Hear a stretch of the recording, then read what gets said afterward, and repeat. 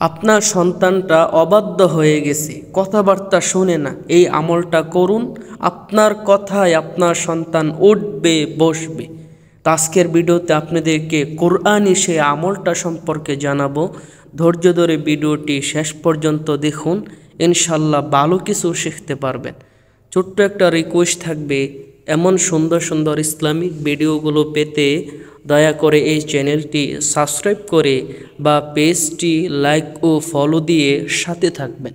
তো প্রিয় ভাই, আমাদের অনেকেরই একটা অভিযোগ বা একটা টেনশন, মাথা বিষের কারণ থাকে যে সন্তানটা দিন দিন বড় হইতেছে, কেমন যেন হয়ে যাইতেছে, কথাবার্তা শোনে না, বাজে বাজে বন্ধুদের সাথে চলাফেরা করে, অনেক সময় সিগারেট, মদ, জুয়া এই সব কিছুর মধ্যেও ঢুকে যায়। এই সব কিছু নিয়ে নানান পেরেশানিতে থাকেন। আপনি শাসন করলে আপনার সাথে তর্ক করতে আসে, অথবা সন্তান বড় হয়ে বিয়ে করেছে, বউয়ের কথায় উঠে বসে, আপনার অবাধ্য এমন সন্তানের ক্ষেত্রে এই আমলটি করুন। ইনশাআল্লাহ দেখবেন কিছুদিনের ভিতরে রেজাল্ট পাবেন। সন্তান আপনার কথায় উঠবে বসবে, আপনার বাধ্য হয়ে যাবে।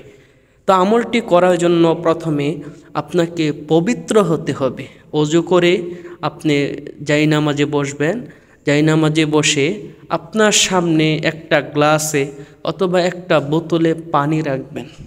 পানি রাখার পরে প্রথমে আপনাকে দুরুদে ইব্রাহিম, নামাজের মধ্যে যে দুরূদ শরীফটা আছে, সেই দুরূদ শরীফটা 11 বার পাঠ করতে হবে।